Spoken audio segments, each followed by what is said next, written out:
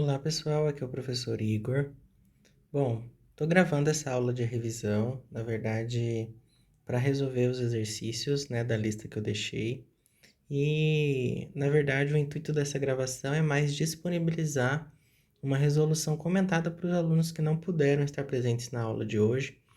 E também para, mesmo os alunos que tiveram na aula de hoje, caso tenham ficado alguma dúvida, eu espero que essa resolução comentada possa ajudar também, tá?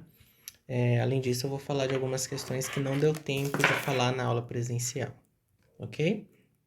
Então vamos lá, primeira questão da lista, Unicamp 2023. A proteína verde fluorescente, do inglês Green Fluorescence Protein, observada pela primeira vez na água-viva Aquaria Victoria, tornou-se uma das ferramentas mais importantes usadas na biociência contemporânea. Evolutivamente, a distribuição filogenética dos genes homólogos de GFP foi encontrada apenas nos filos Cnidaria, Arthropoda e Chordata. O que ele está querendo dizer é que somente os quinidários, os artrópodes e os cordados têm esse gene GFP lá no seu genoma, tá? Considerando a distribuição filogenética do gene GFP, é correto afirmar a hipótese de origem em... Gente, se a gente tem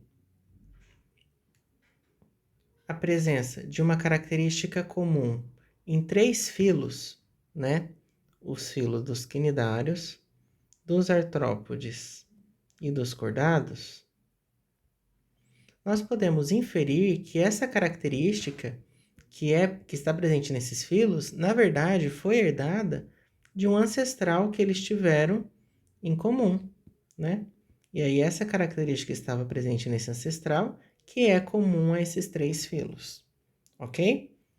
Quando nós paramos para pensar nos outros filos do reino animal, plateumintos, nemateumintos, anelídeos, moluscos, que não têm a presença desse gene, nós podemos pensar que em um determinado momento, houve perdas desse gene, entre os filos que surgiram depois, Então a gente pode pensar que um ancestral comum, ele possuía esse gene que foi transmitido para esses filos, e os outros filos que não têm esse gene, na verdade, eles perderam esse gene com o passar do tempo, tá? Então, quando a gente para olhar as alternativas, na letra A fala da origem em um ancestral metazoário comum. Lembrando que metazoário nada mais é do que um animal, Nós estamos falando do reino metazoa, que é o reino animal, tá? Um ancestral metazoário comum, ou seja, um ancestral animal comum, e os outros filos que não têm esse gene, na verdade não têm devido a eventos independentes de perda do gene em vários clados. Então, eles perderam esse gene. Então, por isso, a resposta é a letra A, tá bom?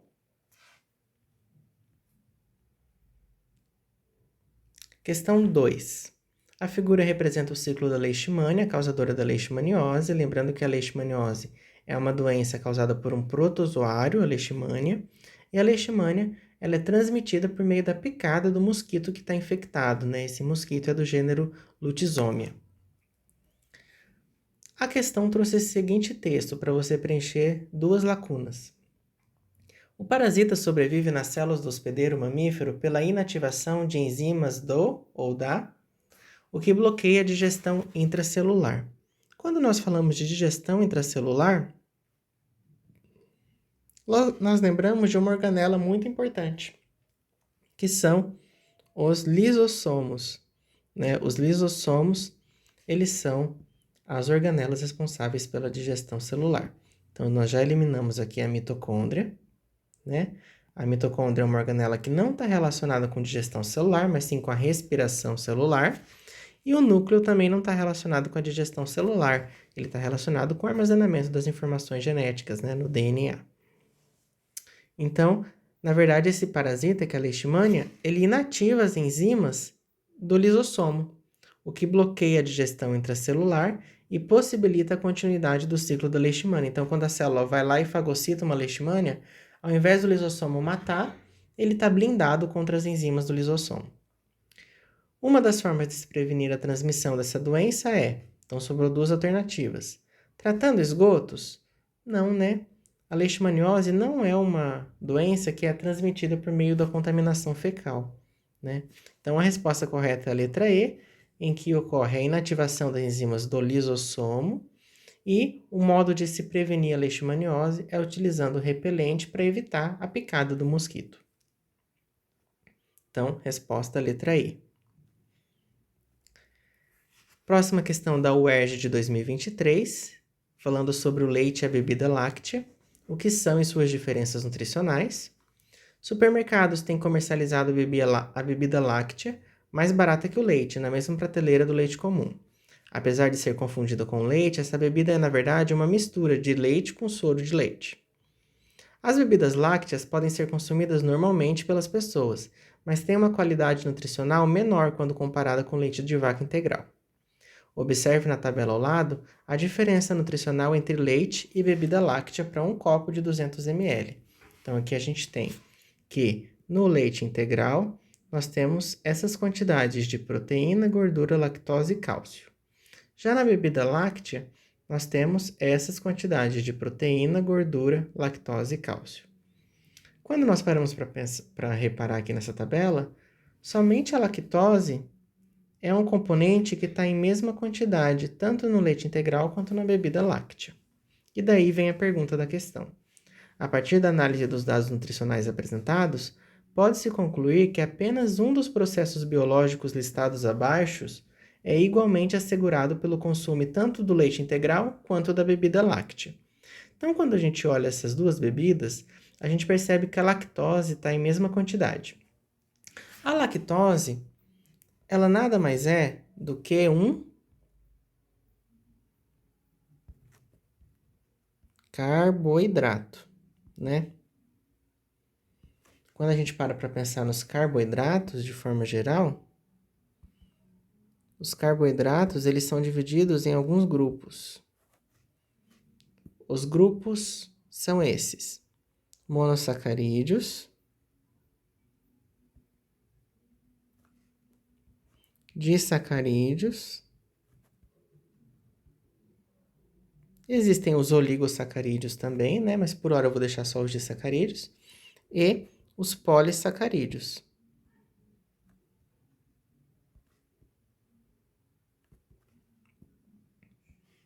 Os monossacarídeos mais comuns, né, são a glicose,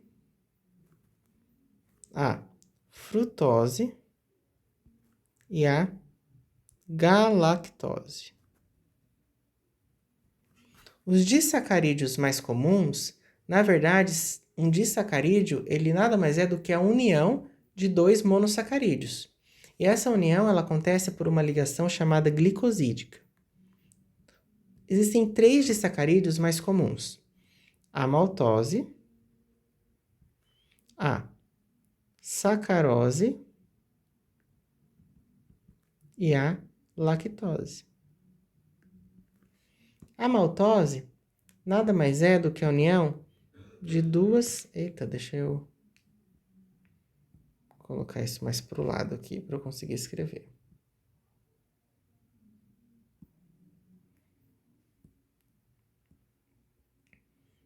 A maltose é a união de duas glicoses, tá? Glicose mais glicose. Vou mudar a cor da caneta, vermelho. A sacarose é a união de uma glicose com uma frutose. E a lactose é a união de uma glicose com uma galactose. Tá? Então, quando a gente tem a ingestão da lactose, na verdade, nós estamos ingerindo glicose e galactose, né? Nós produzimos uma enzima, que é a lactase. A lactase, ela quebra a lactose. E o que vai ser liberado a partir dessa quebra da lactose? A glicose e a galactose. A glicose é extremamente importante, porque ela é a nossa principal fonte de energia, né? Quando a gente tem a nossa célula, essa glicose, ela precisa entrar nas nossas células. E ela entra a partir da ação de um hormônio, que é a insulina. né? A ação da insulina permite a entrada da glicose nas células. Quando a glicose entra na célula, logo de cara, no citoplasma da célula, já vai ocorrer um processo bioquímico, né, que vai produzir energia. Esse processo que ocorre no citoplasma é a glicólise. O que é a glicólise? A glicólise é a primeira etapa de quebra da glicose para a produção de energia, né? O que vai acontecer? Uma molécula de glicose vai ser quebrada em duas moléculas, chamadas piruvatos, também conhecidas como ácidos pirúvicos, tá? Piruvato. Um piruvato, outro piruvato. Esse processo de quebra da glicose e formação de dois piruvatos, né? Uma glicose, lembrando. Uma glicose origina dois piruvatos. Esse processo forma 4 ATPs. Só que, para quebrar a glicose, a gente gasta 2 ATPs. Então, o saldo final de produção de ATP na glicólise é 4 menos 2, ou seja, 2 ATPs positivos. Então, o processo de quebra da glicose em dois piruvatos é um processo que gera energia. E como, no caso dessas bebidas, a quantidade de lactose é igual, né? A quebra dessa lactose vai produzir glicose. Essa glicose vai ser endocitada pelas células por meio do hormônio insulina. E quando ela chega no citoplasma, vai ocorrer a glicólise, em que vai ocorrer a quebra da glicose em duas moléculas de piruvato, ou ácido pirúvico. Então, esse processo, que é igualmente assegurado pelo consumo tanto de leite integral quanto de bebida láctea, nada mais é do que a produção de ATP na glicólise. Ok? Qualquer dúvida, podem me questionar. O gráfico representa o volume celular de um protozoário ciliado em um gradiente de salinidade, questão da FUVEST de 2022. Então, aqui a gente tem um gráfico que mostra o volume da célula desse protozoário em função da concentração de água do mar no meio. E aí a gente pode reparar que quanto menos é a concentração dessa água, ó, inicialmente essa concentração estava em 100%, bem concentrada, água do mar. Conforme essa concentração foi diminuindo, o volume do protozoário foi aumentando. Se nós pensarmos que os protozoários são seres unicelulares e que o movimento de água entre meios, né, meios hipotônicos e hipertônicos, constitui a osmose, a gente precisa lembrar que a osmose nada mais é do que a passagem de água do meio menos concentrado para o meio mais concentrado, do meio hipotônico para o meio hipertônico, tá? Se a concentração de água do mar foi diminuindo e o volume da célula foi aumentando, isso significa que o volume do protozoário, isso significa que o meio interno do protozoário estava mais concentrado do que o meio externo. Então a água começou a entrar. Por isso que começou a aumentar o volume dele, ó. Certo? Aumentou o volume porque, conforme diminuiu a concentração da água do mar, o meio que está aqui fora ficou menos concentrado que o interior do protozoário. E aí começou a entrar água dentro do protozoário por osmose. Esse protozoário, dessa forma, ele não tem nenhum mecanismo para controlar essa entrada de água. Se a gente para lembrar lá do paramécio, que é um protozoário de água doce, ele tinha uma estruturinha chamada vacúolo pulsátil. Vacúolo pulsátil, que expulsava esse excesso de água que estava entrando em seu interior por osmose. E aí, o volume do paramécio se mantinha sempre o mesmo. Por quê? Por conta da presença do vacúolo pulsátil. Se a gente percebeu uma variação do volume desse protozoário, isso significa que esse protozoário dessa questão não tem um mecanismo de regulação osmótica, ok? E como a gente pode perceber aqui nessa tabelinha do NOT e ADOT, o volume celular do ciliado em seu habitat natural é o referencial 1. Ou seja, aqui em 1 é o volume original desse protozoário. Nesse volume 1, a concentração de água do mar está 100%. Isso significa que a concentração do meio em que ele está é 100% água do mar, ou seja, é um protozoário marinho que vive no mar, ok? Dito isso, a partir desses dados, é correto afirmar que o protozoário ciliado então a resposta correta é a letra E. Ele é um protozoário marinho, porque a concentração do meio em que ele vive com o seu volume original, né, o seu volume normal, é de 100% de água do mar. Então ele é marinho. E também ele não possui mecanismos de controle osmótico em ambientes hiposmóticos. Como que a gente pode verificar isso? Porque conforme diminuiu a concentração de água do mar do meio, ou seja, conforme o meio se tornou hipotônico, o volume da célula do protozoário aumentou. Por quê? Porque a água entrou no seu interior por osmose e ele não tem nenhum mecanismo para remover esse excesso de água que está entrando em seu interior. Vai chegar uma hora que ele pode até estourar, que é o que acontece aqui no finalzinho da linha laranja. Ok? Então vamos para a próxima questão. Qualquer dúvida pode entrar em contato.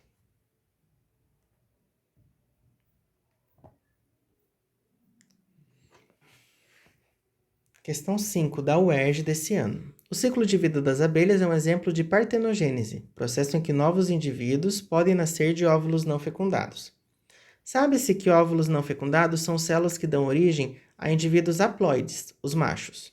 Então, quando a gente olha aqui, a rainha, que é um ser diploide, 2N, ela produz os seus gametas por um processo de meiose, né?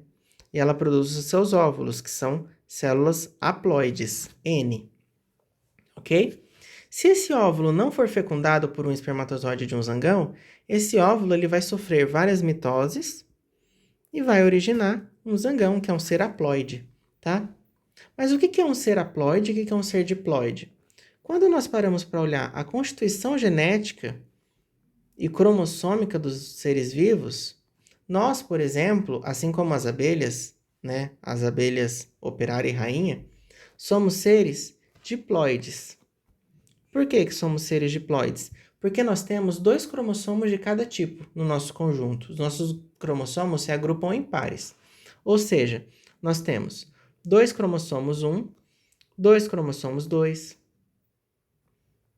2 cromossomos 3, 2 cromossomos 4, certo? Para cada cromossomo desse parzinho, a gente recebeu ele dos nossos genitores, né? Então, nós recebemos um cromossomo desse par do nosso pai e o outro da mãe, do nosso pai e da mãe, do nosso pai e da nossa mãe, e assim sucessivamente. Eles são cromossomos que têm o mesmo tamanho, né? São cromossomos que possuem as mesmas posições para alguma característica, para algum gene, e eles vão ter os mesmos alelos, tá? As mesmas informações para determinadas características, tá? Eles vão codificar as mesmas características. Então, isso são cromossomos homólogos, que são cromossomos praticamente iguais, tá? Varia um pouco entre eles. Uma célula que é diploide, que é haploide, ela só vai ter um conjunto de cada cromossomo. É o caso dos nossos gametas e é o caso do zangão. Ele é uma célula haploide, ok? Considere uma espécie de abelha que apresenta um cromossomo transmitido apenas por espermatozoides. Quando um desses espermatozoides fecunda um óvulo, todos os demais cromossomos paternos são destruídos, permanecendo somente os de origem materna. Então, o que acontece? Aqui existe uma espécie de abelha, que ele deu de exemplo, em que esse espermatozoide tem um cromossomo que, quando fecundado em outro óvulo, ele degrada todos os cromossomos paternos. Então, ao invés de tornar essa célula diploide, essa célula se tornou haploide. Por quê? Porque todos os cromossomos paternos foram destruídos. Então, restou apenas os cromossomos maternos. A longo prazo, o predomínio desse cromossomo é desvantajoso para a população de abelhas. Por quê? Porque se só tem um cromossomo de cada tipo, nós formamos um indivíduo que é haploide e não diploide. Então, esse indivíduo necessariamente vai ser um zangão, que é o único ser dentro das abelhas que é haploide. Então, isso vai formar apenas indivíduos machos a longo prazo, o que vai ser uma desvantagem para a população de abelhas. Certo? Qualquer dúvida, podem entrar em contato. Resposta correta é a letra A. 6. Questão da FAMERP, para o pessoal aí que quer medicina. A queima de combustíveis fósseis como o diesel e o carvão mineral libera para a atmosfera os gases dióxido de enxofre e dióxido de nitrogênio. Essas duas substâncias reagem com o vapor de água, formando compostos químicos que afetam muitos animais. Na verdade, o dióxido de enxofre e o dióxido de nitrogênio, quando reagem com a água, eles formam ácidos, né? E esses ácidos, eles podem ser precipitados junto com a chuva. Então, vai formar a chuva ácida. Então, quais animais vão ser mais afetados por essa chuva ácida? Né? Vai ser as minhocas? Pode ser as minhocas. Pois essas possuem calcário. Então, aqui a gente pode colocar que as minhocas podem ser. Pois essas possuem calcário que envolve seus corpos. Aqui não, né? As minhocas não possuem calcário que envolve seus corpos. Elas possuem uma epiderme bem fininha para garantir a respiração cutânea. Então, elas não têm calcário na superfície da pele delas. Essa chuva ácida pode afetar as lombrigas? Ok, pois essas possuem uma cutícula pouco resistente a esses compostos? Não, ela possui uma cutícula muito resistente. É uma cutícula de quitina, né? Todos os nemateumintos, como as lombrigas, eles têm essa cutícula de quitina que protege ele contra agressões do hospedeiro. Por exemplo, no nosso caso, o suco estomacal, né, que é super ácido, pH 2. Então, essa cutícula de quitina protege essa lombriga. Então, é uma cutícula bem resistente e não pouco resistente. Libélulas, pois essas possuem fina camada de queratina, que não protege contra esses compostos. As libélulas são insetos, que são artrópodes. Todos os artrópodes têm um exoesqueleto de quitina e não de queratina, tá? Lembrando que a quitina é um carboidrato estrutural, a queratina é uma proteína. Essa chuva ácida pode afetar as salamandras, pois essas possuem pele delgada e sem resistência contra esses compostos? Certa resposta. As salamandras são anfíbios, né? Do grupo dos urodelos. Lembrando que os anfíbios, eles são divididos no grupo dos anuros, urodelos e ápodes, né? Os anuros são os sapos, rãs e pererecas, né? Eles têm patas, mas não têm cauda. Os urodelos têm patas e caudas, como as salamandras e tritões. E os ápodes não têm patas, como a cobra cega, são cilíndricos. Os anfíbios, de forma geral, eles têm uma pele bem fininha, né? Por que eles têm essa pele fininha? É uma pele fina para garantir com que ele consiga fazer a respiração cutânea. O oxigênio atravessa diretamente a pele e cai na corrente sanguínea desse animal. Então precisa ser uma pele fininha e úmida. Nesse caso, como ele tem a pele fina, a chuva ácida pode comprometer a saúde desse animal. As lagartixas, pois essas possuem maior sensibilidade respiratória a esses compostos. Lembrando que as lagartixas são répteis, então elas têm pele espessa, queratinizada, e a chuva ácida não afeta, né, a respiração pulmonar, que é a respiração dos répteis, né? Ela vai afetar somente a respiração cutânea, que é a respiração dos anelídeos, como as minhocas, e dos anfíbios. Então aqui, letra E está correta, a resposta correta é a letra D.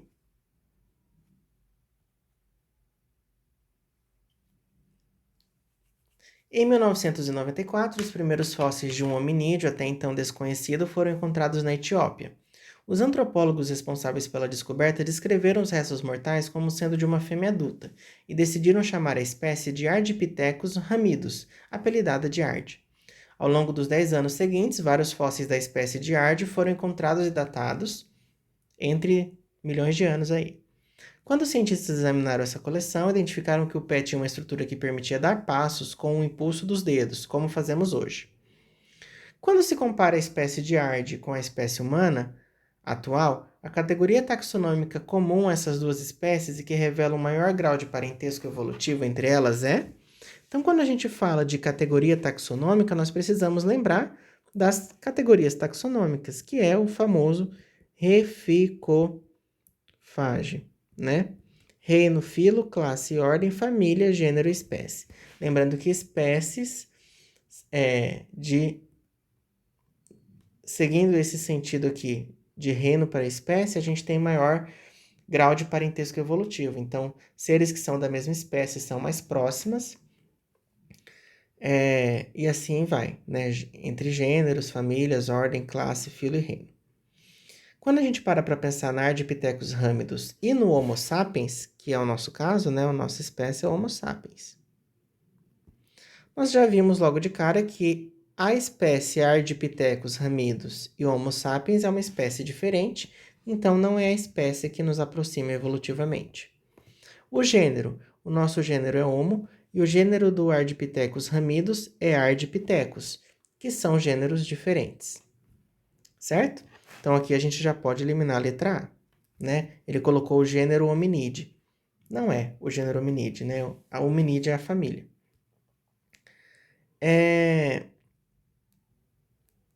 No caso, família seria um grau de parentesco bem mais próximo.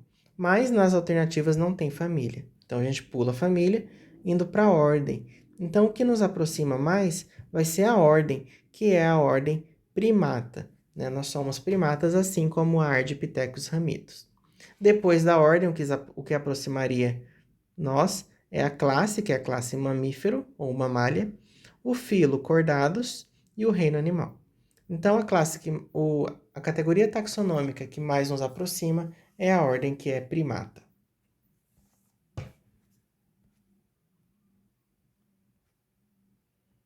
Mais uma característica da FAMERP. O fenômeno da muda ou equidise que ocorre nos insetos hemimetábulos e holometábulos é controlado pelo hormônio equidisona. Na natureza existem algumas plantas que produzem a substância chamada brasinosterol, que conseguem bloquear a ação da equidisona. Para essas plantas, a vantagem de produzir brasinosterol são... Então, quando a gente tem a inibição da muda ou equidise, na verdade, a muda ela era um processo em que o artrópode ele sai do exoesqueleto para quê? Para poder crescer, porque o exoesqueleto de quitina impede o crescimento dos artrópodes. Se a gente tem uma substância que bloqueia essa ação da equidisona, a gente não vai ter essa muda. Então, o inseto, o artrópode, ele não vai conseguir sair do exoesqueleto, ele não vai sair do exoesqueleto para crescer. Com isso, ele vai se manter na fase juvenil. Se ele se mantém na fase juvenil, a gente reduz a alimentação desse artrópode pelas plantas, porque muitos insetos, né, eles ingerem planta, eles se alimentam de plantações. Então, isso é uma forma dessas plantas reduzir esse fenômeno de ser parasitada, né, por esses insetos, tá? Então, para essas plantas, as vantagens de produzir o brasinosterol são manter os insetos na fase juvenil, porque a gente não permite o crescimento dele, né? A gente evita com que ele faça a muda, e dessa forma a gente reduz a herbivoria, que é o fenômeno em que ele se alimenta das plantações.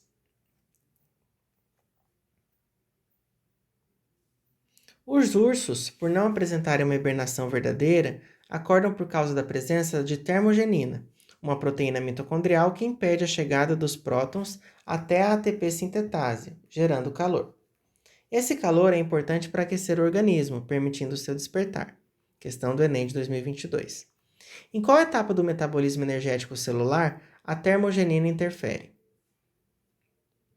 Quando a gente fala de metabolismo bioenergético celular, a gente precisa lembrar das etapas, né, da bioenergética celular, né? Ou seja, das etapas que produzem energia. Nós já falamos numa questão anterior da glicólise, né, que é o primeiro processo em que ocorre produção de energia, ou seja, produção de ATP. Nós temos também mais alguns processos, tá? A glicólise nada mais é do que, quando a gente para pensar na célula, numa célula, a glicólise ela está relacionada com a quebra da glicose em duas moléculas chamadas piruvato, né? E esse processo, ele já gera 4 ATP, como eu falei para vocês anteriormente. Só que para quebrar, usa-se 2 ATP, então o saldo é de somente 2, né? 4 menos 2.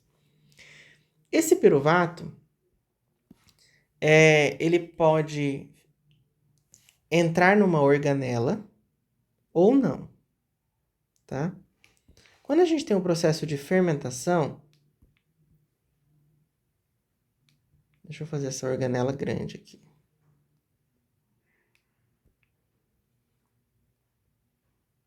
Quando a gente tem o processo de fermentação, a gente tem a conversão desse piruvato aqui em, por exemplo, ácido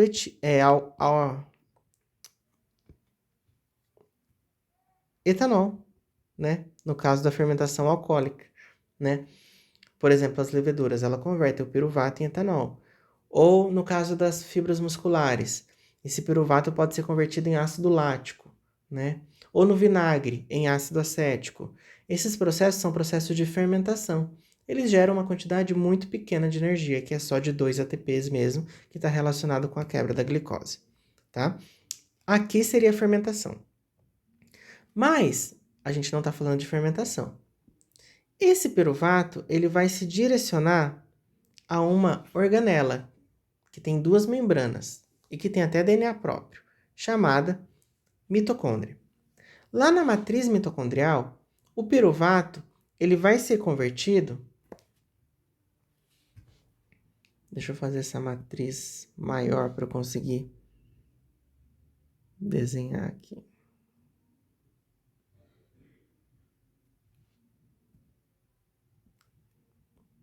Esse piruvato vai reagir com uma coenzima A, formando a famosa acetil-CoA, tá?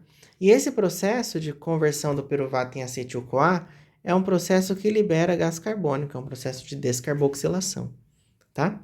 Essa acetil-CoA, ela vai participar dentro da matriz mitocondrial de um ciclo de várias reações químicas. Inicialmente vai vir o ácido oxalacético ou o oxalacetato, que é a mesma coisa, e vai converter a acetil-CoA em ácido cítrico. E depois vai converter em várias outras substâncias até voltar no ácido oxalacético ou oxalacetato. E aí uma nova acetil-CoA vai entrar. Então é uma reação em ciclo. Esse processo, ele gera pouquíssimo ATP, tá? Em torno de 1 ATP só. Lembrando que é um piruvato que entrou, a gente tem 2, né, que foi formado lá na glicólise.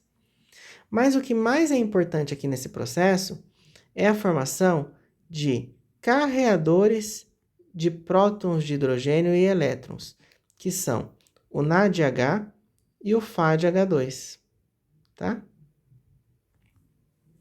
Eles são extremamente importantes, porque eles carregam prótons de hidrogênio, eles são como Ubers desses prótons de hidrogênio. E esses NADH e FADH2, assim como os íons H+, que são produzidos nesse processo, eles vão se direcionar até essa membrana interna da mitocôndria, tá? E eu vou ampliar essa membrana interna aqui. Lembrando que é uma bicamada fosfolipídica, certo? Mas eu vou fazer assim. Essa aqui é a membrana interna e essa é a membrana externa. Então, aqui nós temos esse espaço aqui, que é o espaço intermembranas. Quando o NADH e o FADH2 e os H+, chegam aqui na membrana interna, existem proteínas, que são citocromos, que vão receber esses elétrons e esses prótons. Os prótons vão ser direcionados para o outro lado da membrana, os prótons de hidrogênio. E os elétrons, eles vão ser direcionados para essas proteínas. E essas proteínas ficam transportando esses elétrons de uma para outra. Então, essa primeira aqui, pega os elétrons do NAD e do FAD, passa para outra proteína, a outra passa para outra e ficam passando uma para outra. Isso a gente chama de cadeia transportadora de elétrons, tá? Até que essa última proteína aqui, ela não tem mais para quem dar os elétrons. Aí chega um carinha e recebe esses elétrons aqui. Esse carinha é o oxigênio. O oxigênio pega esses elétrons, na hora que ele pega esses elétrons, vem um H+, e forma H2O, que é a água que é liberada na respiração. Certo? Esse processo ainda, por conta da formação desse gradiente de concentração aqui, ó, se a gente para olhar, aqui na membrana, no espaço entre as membranas, tem bastante prótons de hidrogênio. Aqui no espaço, na matriz mitocondrial, tem pouco próton de hidrogênio. Isso gera uma diferença de potencial, tanto de pH quanto de elétrico. Isso gera uma força eletromotriz, que é suficiente para gerar uma bomba que está aqui acoplada. É uma bomba chamada ATP sintase ou ATP sintetase. O que a ATP sintetase faz? Vou apagar aqui rapidinho. Ela pega o ADP, une com o fosfato inorgânico e forma o ATP. Certo? Esse processo aqui gera bastante ATP, cerca de 30 ATPs, tá? Gera bastante. E esse processo de formação de ATP a partir do ADP, por conta da atividade dessa enzima, que é a ATP sintase ou ATP sintetase, é um processo chamado de fosforilação oxidativa. Então, aqui eu falei de alguns processos, vamos relembrar deles. Inicialmente, nós tínhamos a glicólise, que nada mais é do que a quebra da glicose em 2 piruvatos. Nós tivemos o ciclo de Krebs, deixa eu fazer de vermelho também.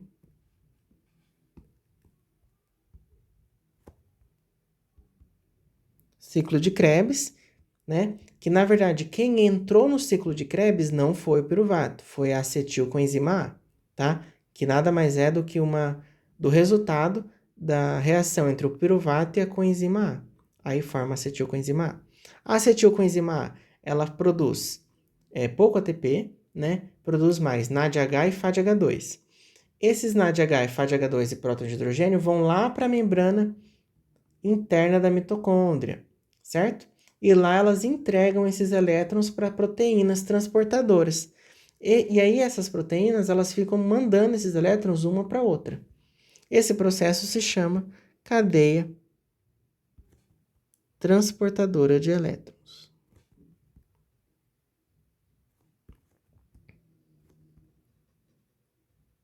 né? E aí essa cadeia transportadora acaba gerando uma diferença de concentração, né, de prótons de hidrogênio. Isso gera uma força eletromotriz que vai girar uma bomba, né, uma proteína chamada ATP sintase, e aí essa bomba ATP sintase vai formar ATP a partir da união do ADP com o fosfato inorgânico, formando o ATP. Esse processo de formação de ATP a partir do ADP por meio da ação da ATP sintase se chama fosforilação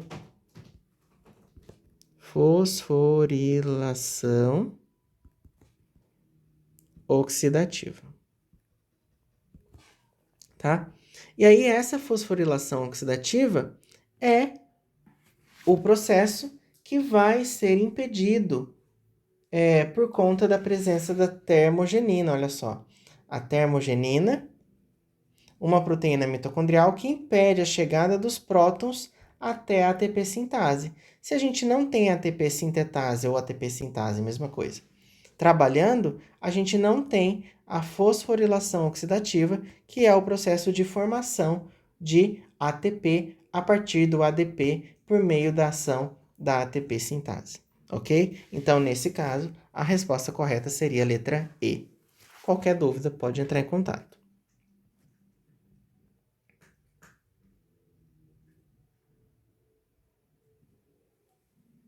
Bom, dando continuidade, questão 10 da lista da Unesp de 2021.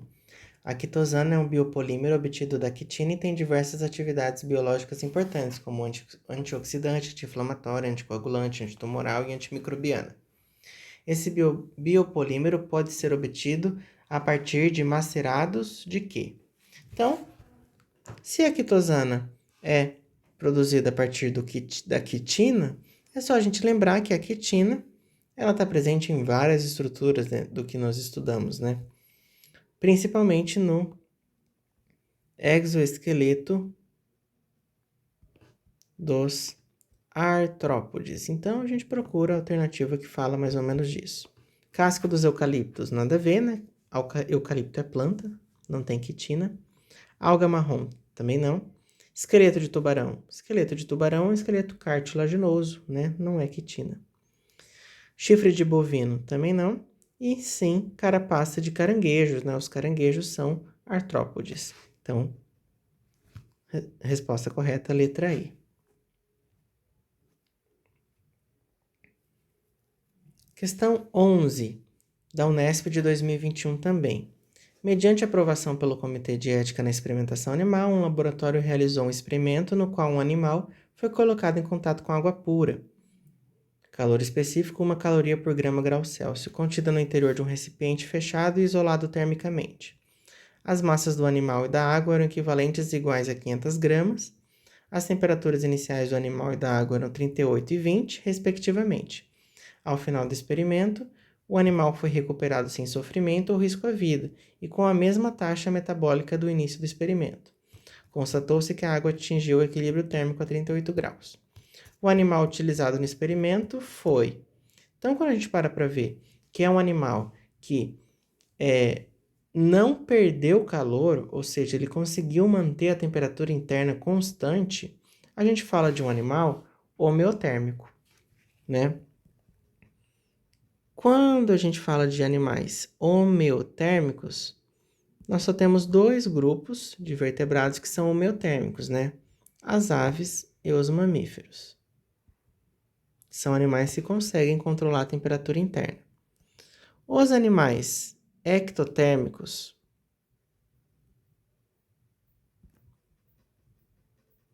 ou pecilotérmicos, que não conseguem controlar a temperatura interna, ou seja, que iam perder calor nessa brincadeira, seriam os peixes, os anfíbios e os répteis, dentro dos vertebrados, né? Então aqui não pode ser um peixe, porque o peixe perderia calor, né? E muito menos um sapo, porque um sapo é um anfíbio, perderia calor também. Então sobrou só a galinha, né? Que é uma ave, né? As aves, assim como os mamíferos, são animais homeotérmicos, não perdem calor para o ambiente, conseguem controlar essa temperatura interna, tá? Mas agora a gente precisa saber, né? um pouquinho de física, para a gente calcular qual é a quantidade de calorias que foi transferido para a água. Para isso, né, como a gente tem transferência de calor sem mudança de estado físico, a gente vai falar de um calor sensível, né, que ele é dado por aquela formulinha do mc ΔT, que macete. Então, a quantidade de calorias vai ser a massa, que é 500 gramas, né, que é a quantidade de água. Então, 500 gramas de água, vezes o calor específico da água, que é 1, vezes a variação de temperatura, que foi de 20 para 38, ou seja, 18 graus. Fazendo essa continha, a gente vai ter o resultado de 9.000 calorias. Então, a resposta correta é a letra B. –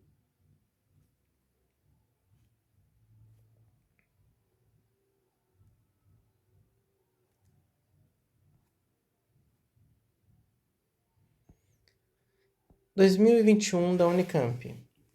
Os recifes de coral constituem importantes ecossistemas do planeta, oferecendo abrigo, área de desove e proteção contra predadores, e são habitats de organismos na base das cadeias alimentares oceânicas.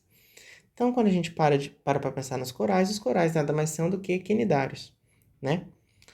Então, vamos lá. Letra A. Com a organização corporal polipoide, ou seja, um pólipo, né, os quinidários eles podem se apresentar na forma de pólipos ou medusas. Os pólipos são animais fixos ao substrato, certo? Com reprodução sexuada. Aí não, né, gente? Os pólipos eles faziam a reprodução assexuada, que era a estrobilação, certo? Então, não. E os com organização medusoide, né? As medusas correspondem aos animais móveis, sim, tá certo. Com reprodução assexuada, não, as medusas têm reprodução sexuada. Lembrando que a gente tem uma alternância de gerações, né? A gente tem uma medusa gerando gametas, fecundando, formando uma larvinha, né? Reprodução sexuada. Essa larva se implanta no substrato, cresce e forma um pólipo. Esse pólipo se divide por estrobilação, reprodução assexuada. Um estróbilo se desprende e origina uma nova medusa. Então, a gente tem uma alternância de gerações aí. Mas a letra A está errada. B. Tem vários tentáculos junto à boca, compostos por quinidoblastos. Na verdade, a gente nem fala quinidoblastos, né? A gente fala do quinidócito, que é a célula dos quinidários, né? Que é uma célula urticante, né? Que produz uma substância urticante, aquela que causa irritação quando em contato com a pele humana. Os quais são células dotadas de flagelo que auxiliam na movimentação da água para favorecer a filtração do alimento. Os quinidócitos não têm flagelo para auxiliar na movimentação de água, tá? Quem tem é o coanócito dos poríferos, tá? Não é o caso dos quinidários. C. São animais triblásticos, já está errado, porque os quinidários são animais diblásticos, né? Lembrando que os quinidários são diblásticos e porífero nem se fala, né? Porífero não tem diferenciação de folheto embrionário, porque só tem um folheto embrionário. De plateumintos para frente, plateumintos, nemateumintos, anelídeos, moluscos, artrópodes, equinodermos e cordados, aí sim são triblásticos, né? Os plateumintos triblásticos acelomados, os nemateumintos triblásticos pseudocelomados e o restante triblástico celomado. Então sobrou a letra D, que tem duas superfícies epiteliais, a epiderme que reveste externamente o animal e a gastroderme que delimita a cavidade gastrovascular. Entre elas, encontra-se as células pertencentes à mesogleia, é isso mesmo, tá? Então, questão da Unicamp, letra D. Qualquer coisa, dá uma voltinha lá no nosso material sobre fisiologia comparada dos eumetazoários. Questão 13. O cladograma demonstra o grau de parentesco entre 5 grupos de animais vertebrados: sardinha, sapo, jacaré, pardal e coelho. Ele pergunta qual que tem mais semelhança genética. Então, os animais que vão ter mais semelhança genética são os animais que possuem um ancestral comum mais próximo, né? Então, como a gente tem a variação do tempo aqui de baixo para cima, a gente tem o jacaré e o pardal com os animais que têm um ancestral comum mais próximo, eles têm maior semelhança genética. Então, jacaré e pardal. FAMERP. Os mamíferos prototérios, né, como o ornitorrinco e a equidna, são ovíparos, ou seja, colocam ovos.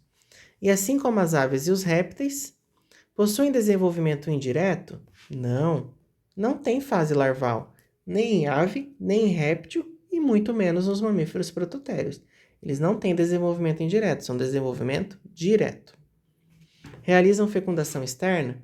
Também não. A fecundação é interna em todos os casos, ocorre dentro do corpo da fêmea, tanto em aves, répteis, quanto nos mamíferos. Possuem os mesmos anexos embrionários? Sim. Os ovos de aves, ovos de répteis e dos mamíferos prototérios possuem os mesmos anexos embrionários e são até confundíveis quando você olha por fora. D. Produzem ovos com casca impermeável aos gases. Não, essa casca tem que ser permeável, porque o oxigênio precisa entrar por meio da casca e chegar até o embrião para que ele desempenhe as suas funções metabólicas. E. Fornecem calor corpóreo para o embrião se desenvolver. Muitos répteis não chocam os ovos, né? Quem choca o ovo é mais as aves e o ornitorrinco e a equidna que choca também. Mas os répteis não. Então, eles não fornecem calor corpóreo para o embrião se desenvolver. Então, correta é a letra C.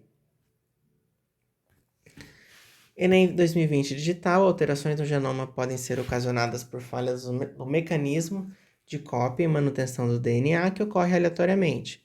Assim, a cada ciclo de replicação do DNA existe uma taxa de erro mais ou menos constante de troca de nucleotídeos, independente da espécie. Partindo-se desse pressuposto, foi construída uma árvore filogenética de alguns mamíferos, conforme a figura, no qual o comprimento da linha horizontal é proporcional ao tempo de surgimento da espécie a partir de seu ancestral mais próximo. E aí ele quer saber qual é a espécie geneticamente mais semelhante ao seu ancestral mais próximo, e ele falou que o comprimento da linha horizontal é proporcional ao tempo de surgimento da espécie a partir de seu ancestral mais próximo. Então, a espécie que tem uma menor linha horizontal até chegar no seu ancestral mais próximo com outra espécie é a que vai ter maior semelhança genética. Nesse caso é a vaca, porque a vaca tem menor linha horizontal até chegar aqui no ancestral comum que ela tem com a ovelha, tá? Então a resposta correta é a letra E, vaca. O gráfico ilustra as variações de temperatura corpórea em pessoas parasitadas pelo Plasmodium vivax, que causou um quadro de febre intermitente. Então a gente tem temperatura do corpo da pessoa, de repente a temperatura aumenta, depois diminui, volta ao normal, depois aumenta de novo, volta ao normal, aumenta de novo. Letra A dessa questão da FAMERP. Qual parasitose é causada pelo Plasmodium vivax? O Plasmodium é o protozoário causador da malária, né? E qual é a forma mais comum de transmissão desse parasita? Então, a forma de transmissão da malária é por picada do mosquito do gênero Anopheles, do mosquito infectado, né? Então, o mosquito infectado pica uma pessoa e transmite o plasmódio causando a doença. Ok? E a letra B dessa questão, em qual dos três momentos, 1, 2 ou 3, ocorre a hemólise? Então, a hemólise nada mais é do que o rompimento das células vermelhas do sangue, né, das hemácias. E ele ocorre por conta da multiplicação do plasmódio no interior das hemácias. Quando ocorre a hemólise, a temperatura corpórea aumenta. Então, aqui a gente tem o momento 2 como o momento que tem hemólise, porque ocorreu a hemólise, pouco tempo depois subiu a temperatura corporal, tá? Então, é no momento 2 em que tem o rompimento das hemácias. E, consequentemente, depois disso, ocorre febre e toda aquela sintomatologia da malária. Ok? Os artrópodes apresentados nas imagens de 1 a 4 são os vetores da doença de Chagas, da peste bubônica, da leishmaniose e da febre maculosa, não necessariamente nessa ordem. Então, só quando a gente olha para cá, a doença de Chagas é causada por um protozoário, né, o Trypanosoma cruzi, que é transmitido por um vetor que é o mosquito. Que é o barbeiro, né? O Trypanosoma cruzi é causado pelo barbeiro. Dessas fotos, nós temos o barbeiro aqui na imagem 3, tá? Então, Chagas está aqui na imagem 3. Peste bubônica, ela é causada por um piolho, né? O piolho é um inseto que não tem asas, tá? Então, ele está aqui na imagem 2, tá?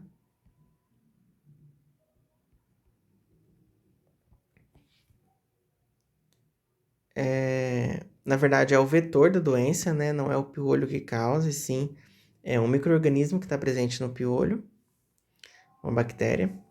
A leishmaniose é causada por um protozoário do gênero Leishmania, que é transmitido pela picada do mosquito prego, né? Do gênero Lutisomia, do mosquito palha, do gênero Lutisomia, que está aqui na imagem 4.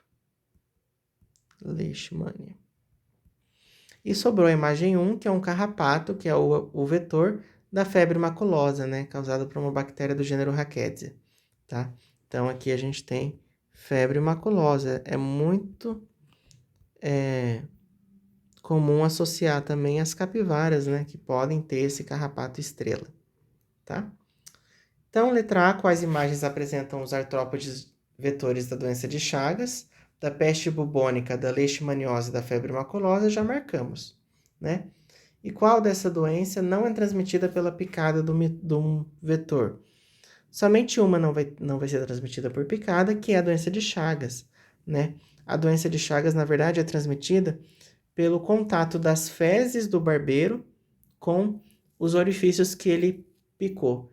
Mas não é a picada em si que transmite, e sim o contato das fezes que tem o protozoário para dentro da corrente sanguínea da pessoa, tá?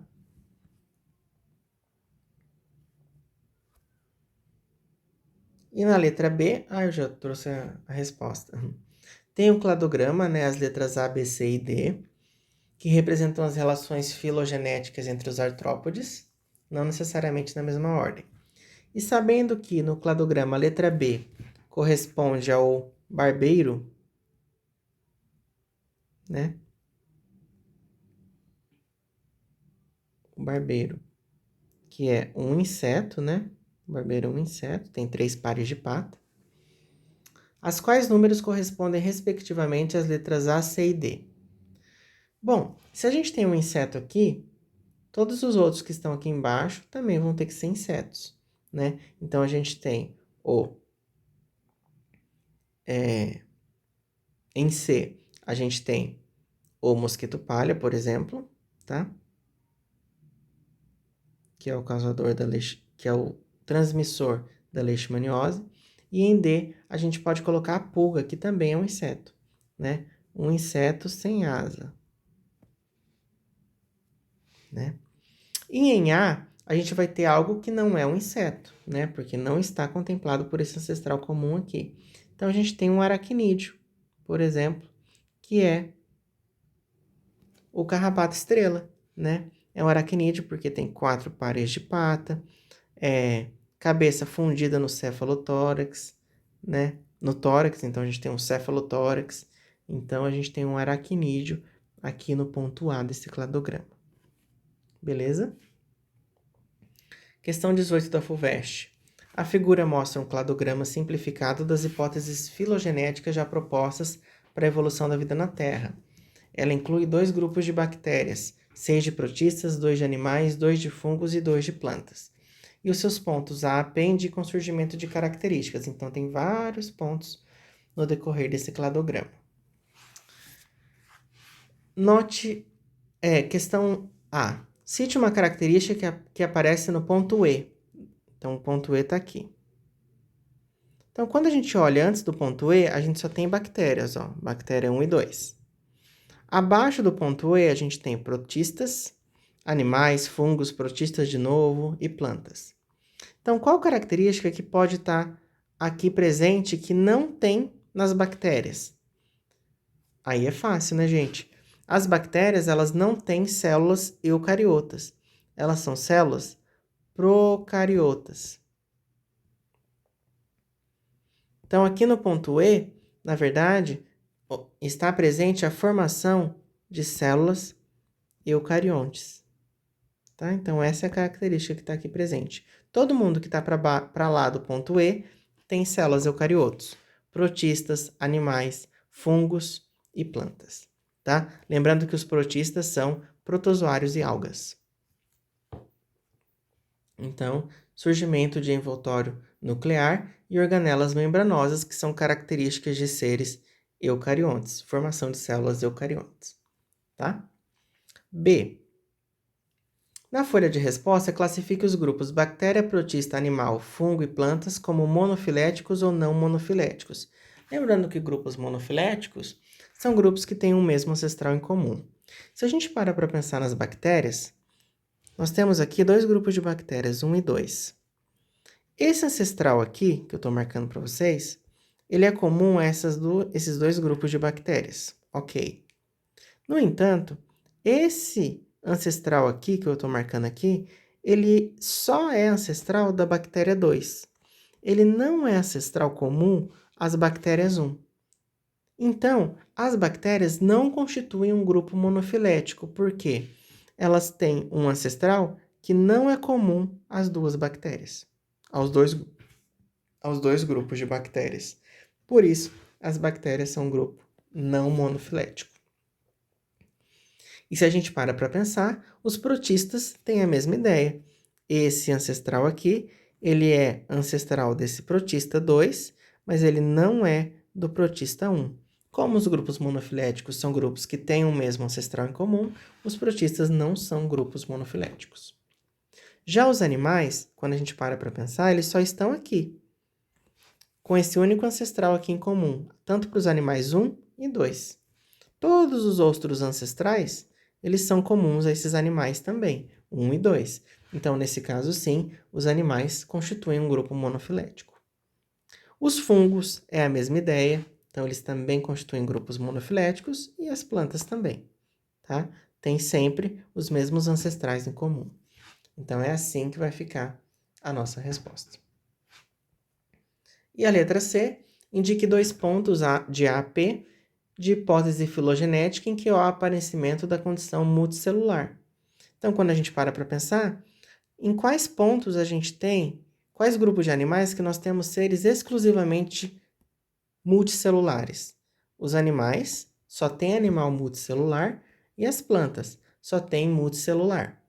Ah, prof, mas os fungos, não tem fungo multicelular? Tem, mas tem fungo unicelular também. Aqui eu quis saber só quais são exclusivamente pluricelulares, que são os animais e as plantas. Dessa forma, o ponto K pode ser um ponto de formação de células multicelulares e o ponto P também. Então, seria uma sugestão de resposta aos pontos K e P. E cite uma característica de qualquer grupo que só foi possível devido à multicelularidade. Aí a gente tem a formação de tecidos verdadeiros, formação de órgãos e formação de sistemas, que só em seres multicelulares que a gente vai conseguir formar tecidos, órgãos e sistemas, tá? Um ser unicelular não tem como formar um órgão, certo? Tá acabando já, pessoal. Questão 19 da Unicamp, bem recente, de 2023. O primeiro órgão semelhante ao coração surgiu em nossa história biológica há mais de 500 milhões de anos e passou por muitas mudanças. Complete a tabela do quadro de resolução com a indicação da classe de animal vertebrado que apresenta a estrutura do coração correspondente ao esquematizado pelas figuras. Então, deixa eu ampliar essa foto. Então, a gente tem aqui no coração 1, um coração com 3 cavidades, certo? E é um coração tricavitário, em que ocorre mistura de sangue venoso e arterial, né?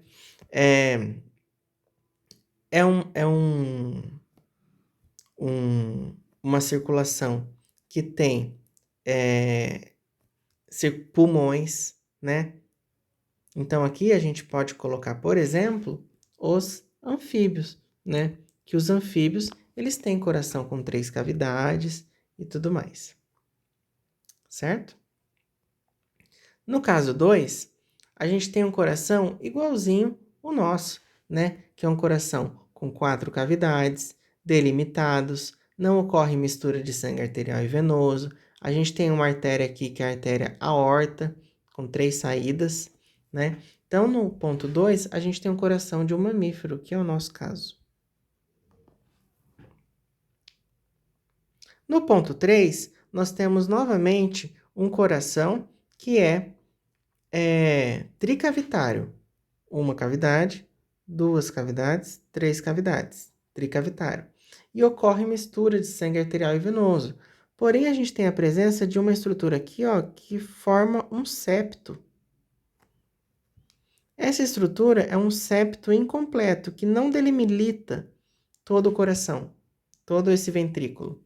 Então, a gente tem aqui, na verdade, o coração de um réptil que não é crocodiliano, né? Porque a gente tem um coração tricavitário com presença de septo incompleto. E no 4, a gente tem um coração tetracavitário, com 4 cavidades também. A gente não tem uma artéria aorta, como a gente tem aqui nos mamíferos. Então, a gente tem no 4 o coração esquematizado das aves, que também é tetracavitário, assim como no nosso. Só que no delas não tem a artéria aorta tão bem feitinha igual no nosso. Certo? E outra característica também é que no coração dos mamíferos, o ventrículo esquerdo tem uma parede muscular bem mais desenvolvida do que no caso das aves, né? Até porque os mamíferos eles têm um corpo muito maior, então eles precisam de muito mais pressão para enviar esse sangue. Então a gente fica com essa resposta: anfíbios, mamíferos, répteis não crocodilianos e aves. Na 3 pode pôr só répteis, não tem problema não colocar o não crocodiliano. E B, o surgimento do coração de 4 câmaras e suas subestruturas subjacentes, né, que é o caso dos mamíferos e das aves, foi um evento crítico na evolução dos vertebrados. Indica um benefício do coração com ventrículos totalmente divididos. Então, quando a gente tem ventrículos totalmente divididos, a gente não tem mistura de sangue arterial e venoso. Com isso, a gente aumenta a concentração de hemoglobina nesse sangue. Então, a gente aumenta a concentração de oxigênio também. Então, a gente facilita a oxigenação de todo o tecido, porque o sangue arterial vai estar muito oxigenado, porque ele não vai estar misturado com o venoso, ok? Então, a gente tem uma saturação de hemoglobina bem alta. Isso permite uma melhor oxigenação de todos os tecidos do corpo da pessoa. E para encerrar,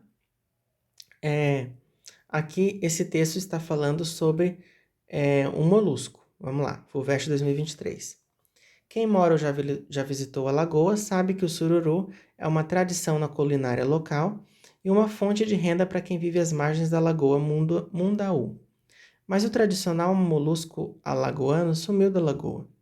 Desde as chuvas de junho, o sururu não é mais encontrado, deixando pelo menos 3.000 pessoas sem o sustento gerado pela pesca e tratamento do molusco. Ao mesmo tempo, uma espécie de bivalve invasor, com a origem na América Central e distribuída em diversos ambientes estuarinos pelo mundo, ganhou terreno e ameaça tomar o local, numa disputa com a espécie nativa. Segundo o biólogo explicou, há um grande risco de essa espécie invasora se adaptar bem e começar a disputar e dominar o alimento e o espaço do sururu, cuja população está em queda no número de indivíduos. O bivalve invasor não tem valor de mercado e, quando pescado, é descartado de volta. O sururu já vinha sofrendo com uma forte pressão por conta dos poluentes e pesca sem controle.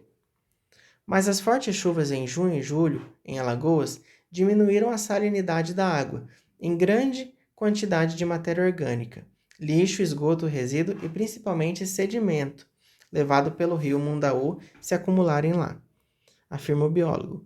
Sem o sururu, a comunidade está apreensiva porque a população da orla sofre com prejuízos. Então vamos lá para a questão. Vamos ler esse restinho. Prejuízo e falta de renda, já que na comunidade uma parte das pessoas saía nos barcos para pescar e outra tratava o sururu em um processo chamado de despinicar, que é tirar o produto do molusco de dentro da casca. E a letra A pergunta exatamente isso. O que é esse despinicar? Né? Que produto é esse? Esse produto nada mais é do que o interior dos moluscos bivalves, né? E o interior dos moluscos é sempre a massa visceral, tá? Então, a massa visceral... Nossa, que sono. A massa visceral é esse produto que era removido da casca desses moluscos, tá? E que é, na verdade, o que a pessoa vai comer. Na B, baseado no texto, cite no espaço reservado na folha de respostas um fator biótico e um abiótico que estão relacionados ao desaparecimento do sururu. Bom, um fator biótico está relacionado com algo que é vivo, né, que está atrapalhando esse sururu. Como a gente viu no texto, ocorreu a introdução de uma nova espécie, né, de molusco. Então, ocorreu uma competição